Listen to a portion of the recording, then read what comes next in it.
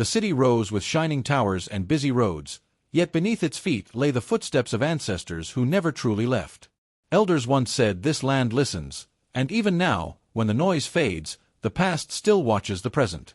In this family, inheritance was never just money. It was dignity, trust, and a blessing that carried the voice of the departed.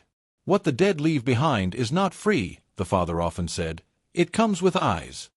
Everyone knew that misusing such a gift invited silent consequences. Among the children was one who carried the family without noise, the quiet pillar who paid bills, solved problems, and swallowed pain without praise. The mother would sigh and say, "You are strong, you always understand," not knowing that strength, when taken for granted, becomes a burden. When the elder passed, the house mourned a man known for fairness and wisdom. Before his death, he left a gift, $200,000, not for pride, not for show, but as a foundation for the future of the quiet child. "Let this protect your destiny," his fading voice seemed to whisper. The parents, honored by the village and trapped by tradition, feared shame more than injustice. "What will people say?" the mother worried, while the father answered, "A family name must never fall." And then there was the favored son, charming and celebrated, lifted high by praise he did not earn. Neighbors smiled and said, "This one is blessed," while his failures were wrapped in excuses and his dependence hidden behind laughter. Slowly, imbalance became normal, favoritism wore the mask of love, and what the village applauded, the ancestors observed in silence, waiting for the truth to reveal itself. Behind the family smiles lived unequal weight, heavy and unseen. Whenever a problem rose, all eyes turned to the quiet child. "You understand these things," the mother would say, already relieved, while the brother's mistakes were brushed aside with laughter. "He will learn," the father excused, even when debts followed him like shadows. Sacrifice was expected from one and forgiven in the other, and though meals were shared and prayers said together, resentment began to grow like a root-cracking stone beneath the floor. Soon, talk of the wedding filled every corner of the house, and marriage was no longer love but a public test of honor. Neighbors leaned in, measuring worth with their eyes. "This wedding must speak," an aunt warned. "People must see that this family has not fallen." The drums, the clothes, the food, all were counted as proof of success. Joy became performance, and the parents felt the pressure tighten around their chests. "If we fail here," the mother whispered at night, "our children will carry this shame." The father nodded, fear louder than fairness. Slowly, the inheritance stopped being spoken of as a future and began to sound like a solution. "We are family," the father said one evening, voice firm. "What belongs to one belongs to all." Tradition was called forward like a shield, and the money was renamed communal duty instead of personal destiny. No one asked the owner. No one invited their voice. The decision was made quietly, papers moved softly, as if silence could erase wrongdoing. When the truth finally reached the quiet child, it came without ceremony. "It was for the family," the mother said, avoiding the eyes she once trusted. The power in the room shifted, clear and painful. What was taken was not only money but trust, yet the act was dressed in words like unity and love. "You must understand," the father insisted. "This is sacrifice." But beneath those words lived betrayal, heavy and warm, smiling like care while cutting like a blade, and in that moment, the quiet child learned that even love can wound when justice is left behind. When the truth finally settled, it did not strike the body first, it struck the spirit. The pain was not about money, it was about being unseen. The quiet child felt abandoned, not only by family, but by the ancestors whose laws had been broken in their name. "So even you turned away," the child whispered into the night, and the silence answered back, heavy and unmoving. Words lost their power. Silence grew louder than any argument. Standing alone, caught between blood and destiny, the child questioned everything: loyalty, identity, and fate. "If my own people can take from me," the heart asked, "then where do I belong?" In that stillness, a seed was planted, not of anger, but of separation. Then the wedding day arrived with drums that shook the ground and voices that filled the sky.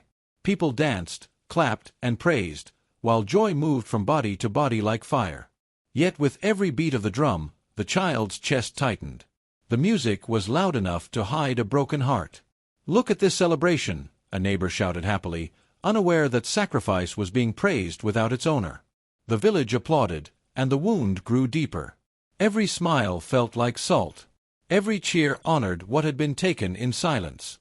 The parents sat crowned in respect, greetings raining on them like blessings. "You raised him well," people said, and they smiled, standing taller. Beside them stood the quiet child, present but invisible, watching love be measured in applause. Favoritism no longer hid behind walls. It stood openly in daylight. The brother was lifted high, wrapped in admiration he did not earn. "You are blessed," voices told him. He smiled, said little, and never once turned to acknowledge the cost. Gratitude stayed buried. The price of that celebration remained unspoken, and as the drums continued, the child understood a painful truth. Sometimes a family can dance on your loss and still call it love. In the days that followed, words became fewer, but meaning grew heavier. At the table, eyes spoke louder than voices.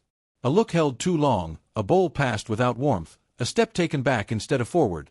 These small things carried the weight of betrayal.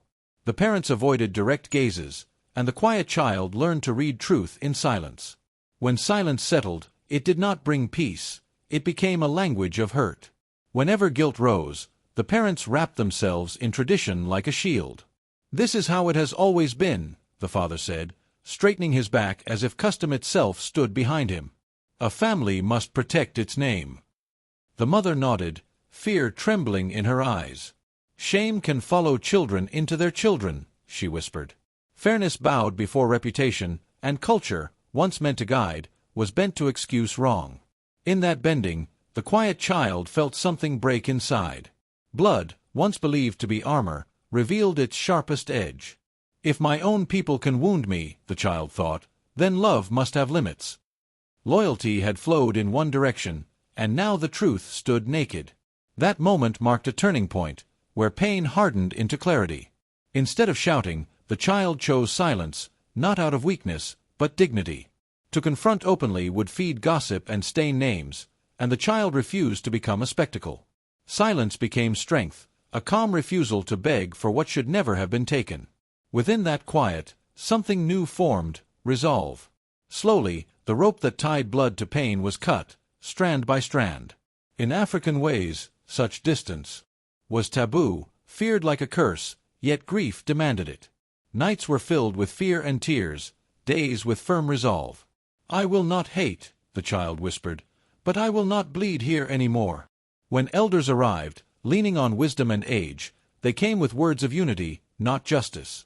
"Forgive so the family can breathe," an uncle urged. "Peace is better than truth," another said softly. The burden of healing was placed on the wounded, as if pain itself were the crime. The child listened respectfully, head bowed, heart steady, knowing that unity without fairness is only silence dressed as peace. And as the elders left, convinced they had spoken wisely, the quiet child stood alone, stronger than before, walking toward a path where destiny would no longer be decided by blood alone. The village whispered before the sun even rose. "She has grown proud," one neighbor muttered. "Ungrateful," another said, shaking her head. The words floated through the streets like dust, carrying weight heavier than stones. Some feared that the ancestors themselves would turn, that curses would follow, that the quiet child had brought shame where none should exist.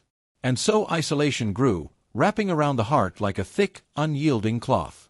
Without the inheritance, survival became the measure of every day. Bills, rent, and food replaced dreams once spoken in the quiet moments of the morning. Plans were delayed, goals abandoned, and the future felt uncertain, a river that had dried in the sun. Nights offered no rest. Sleep fled the restless spirit. Darkness pressed on the chest while doubts whispered in every shadow, and shame followed like a persistent wind. Days passed without direction, each step heavy with the weight of betrayal and loss. Storms arrived as if the sky itself wept, rain hammering the rooftops, wind bending the trees, lightning slicing across the black canvas of night. Nature mirrored the spirit, shattered, chaotic, raw. Yet in this darkness, a decision took root. The child would not kneel where betrayal lived. No whisper of apology, no plea for return, no submission would stain their pride. Self-respect hardened like iron forged in fire. And slowly, from the embers of stolen blessings, a new flame emerged. Pain no longer chained the heart, it ignited it. Every setback, every loss, became fuel. With each beat of the heart, The quiet child transformed sorrow into purpose, awakening a fire that could no longer be ignored, a fire that would one day burn brighter than any injustice ever inflicted. The quiet child sat beneath the old mango tree, letting the wind carry thoughts that had no words. The ancestors' voices returned in memory, soft but firm, reminding of lessons long taught. Patience is strength, resilience is power, and endurance carries the spirit when the body falters. Even the baobab bends with the wind before it roots itself deeper, a remembered elder had said. With each breath, the child felt a tether to that wisdom, grounding the heart and steadying the mind. Hunger pressed on the stomach, but hope pressed harder on the soul. From that combination of need and vision, an idea took shape, small but steady, born of skill, honesty, and effort. "I will build something of my own," the child whispered, "with hands and sweat, not with borrowed blessings." Modern thinking met tradition. Efficiency walked hand in hand with ancestral values. The path ahead demanded leaving dependence behind. Entitlement and expectation no longer defined the child's identity. Choice and courage did. Each silent day became a teacher, each quiet hour a step toward self-made destiny. With empty hands but unbroken will, work began. Little money stretched into long hours. Comfort was a luxury, hope the only inheritance. Every mistake, every failure, brought laughter from unseen critics, but shame became fire instead of chains. The village, once blind to the child's strength, watched unknowingly as greatness grew quietly beneath hardship. What was once overlooked, what had been taken for granted, now formed roots deep and strong. Destiny, like a hidden river, moved silently, carving a path that no applause could yet reveal, yet promised that one day it would reach the sun. The quiet child soon learned that the world beyond the family home was filled with whispers of temptation. Opportunities appeared like bright fruits on low branches, easy deals, shortcuts, lies that promised fast success. "Take this path," a merchant suggested, voice smooth like river water, "and you will rise before the sun sets." Yet something inside stirred, a memory of the elders, the ancestors who had warned that wealth taken without honor carries a shadow that never leaves. Each temptation became a moral crossroads, the choice as sharp as a spear. One wrong turn and the fire of disgrace would consume more than money, it would eat the spirit.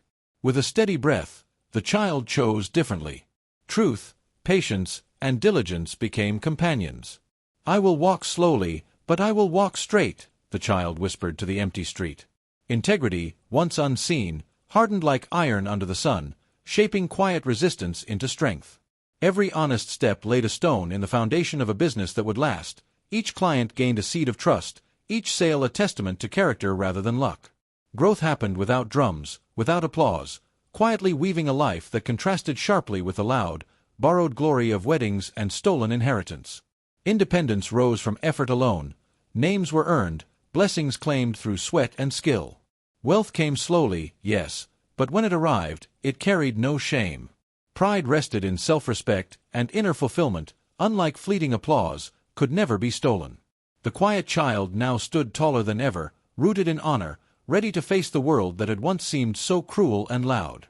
The house that once gleamed with applause and admiration now showed cracks no paint could hide. Behind polished doors and tidy walls, whispers of worry moved like shadows. The borrowed honor that had been draped over the family like a golden cloth began to tear. The brothers' marriage, celebrated with drums and dancing, now groaned under the weight of debts and entitlement. Arguments, sharp and unheeded, replaced laughter. Love struggled to survive amidst financial strain, while favoritism revealed itself as the silent architect of every problem.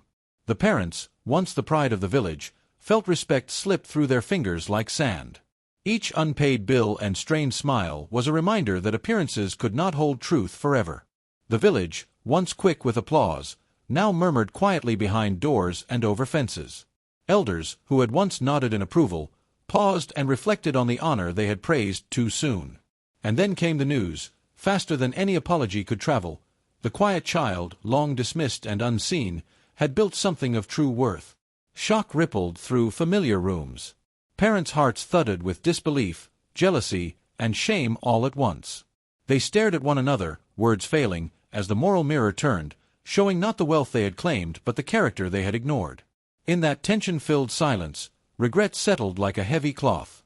Pride, jealousy, shame, and remorse collided, and the family felt, for the first time, the weight of their own choices. The parents sat in the dim light of their once proud home, hands trembling over cups of untouched tea. For the first time, they felt the weight of what had been lost. Not the money that vanished in a wedding, not the applause of neighbors, but the character of the child they had overlooked. "Did we see her, or only what we wanted to see?" the mother whispered, voice cracked. The father remained silent, memories of the elder's lessons echoing. Wealth can be taken, but virtue cannot. The quiet child, once dismissed, now stood at the doorway, not with pleas, not with anger, but with a steady calm that radiated authority. "I have returned," the child said softly, "but I need nothing. I seek nothing."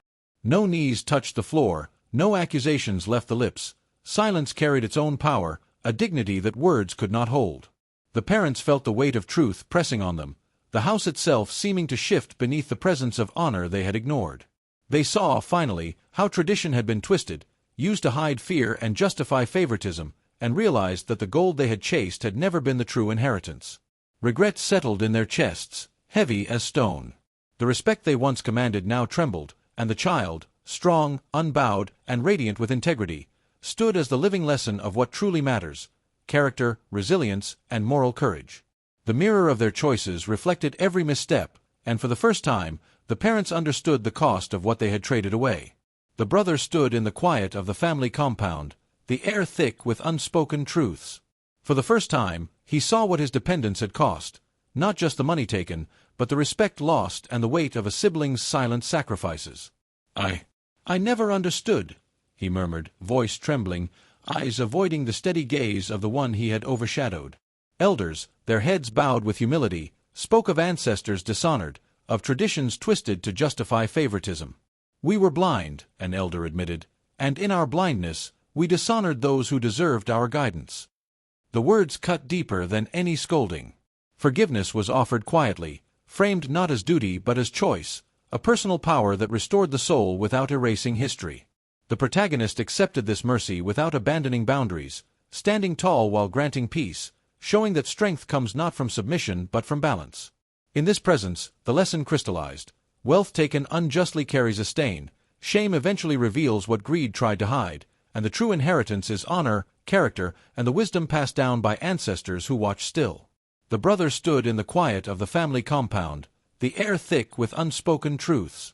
For the first time, he saw what his dependence had cost, not just the money taken, but the respect lost and the weight of a sibling's silent sacrifices. I never understood," he murmured, voice trembling, eyes avoiding the steady gaze of the one he had overshadowed. Elders, their heads bowed with humility, spoke of ancestors dishonored, of traditions twisted to justify favoritism. "We were blind," an elder admitted, "and in our blindness, we dishonored those who deserved our guidance." The words cut deeper than any scolding. Forgiveness was offered quietly, framed not as duty but as choice, a personal power that restored the soul without erasing history. The protagonist accepted this mercy without abandoning boundaries, standing tall while granting peace, showing that strength comes not from submission but from balance. In this presence, the lesson crystallized. Wealth taken unjustly carries a stain, shame eventually reveals what greed tried to hide, and the true inheritance is honor, character, and the wisdom passed down by ancestors who watch still. I want you to write a detailed script based on the outline and subheading I provide, specifically tailored to the style of African tales. Add dialogues where needed and avoid writing scenes and subheadings names. Follow these specific guidelines to ensure the tone, style, language, and flow remain consistent with my storytelling needs. 1. Tone and style. The script should be written in a dramatic, suspenseful, and emotional tone, reflecting the richness of African storytelling traditions. Incorporate elements of folklore, moral lessons, and symbolic characters that are central to African tales. Highlight themes like familial conflicts, betrayal, redemption, societal pressures, and justice. 2. Language and accessibility. Use simple, clear language suitable for an 8th grade reading level or a middle-class audience, while maintaining cultural depth. Ensure the script is easy to follow, with vivid descriptions that reflect the oral tradition of African tales. Avoid overly complex words or sentence structures, but use culturally evocative language to enhance the narrative. 3. Details and depth. Expand the given outline and subheading into a full scene or segment, maintaining the narrative flow and relevance to the overall story. Use characters' emotions, actions, and traditional African settings to bring the story to life. Incorporate elements of symbolism, traditional wisdom, and community dynamics to enhance drama and suspense. 4. Scene progression. Build the scene gradually, introducing tension, emotional stakes, and character growth within the segment. End the scene with a small resolution or a lead into the next subheading, ensuring the story flows naturally and aligns with African storytelling's cyclical nature. Outline and subheading. 12. Favoritism shown as a fire that burns the whole house is almost equal to 70 words. Family damage traced to unequal love warning to future generations unity redefined through fairness 13. The true inheritance named at last is almost equal to 90 words.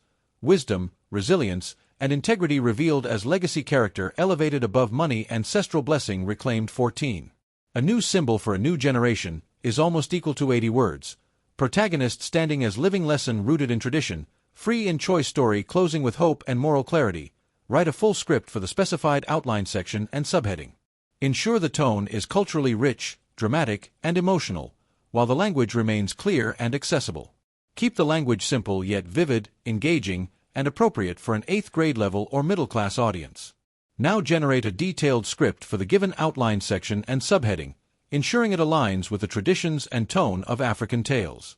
The fire that favoritism kindled in the house was no ordinary flame. It was silent, invisible, yet it consumed the roots of love, trust, and respect. The protagonist watched as the family, once proud and united, bore the marks of unequal affection, realizing that when one child is lifted above another, the walls that shelter all are weakened. "See what we have done," an elder whispered, voice heavy with sorrow. "This is the cost of uneven hands." From this pain, a lesson emerged. Unity cannot grow where fairness does not reign. And in the quiet aftermath, the true inheritance revealed itself. Not gold, not wealth, but wisdom, resilience, and integrity, gifts passed down by ancestors who valued character above coin. The protagonist, standing tall, became the living emblem of this truth, rooted in tradition yet free to choose a path guided by justice and courage, a symbol for generations yet to come, showing that the soul's richness outlasts all worldly measure.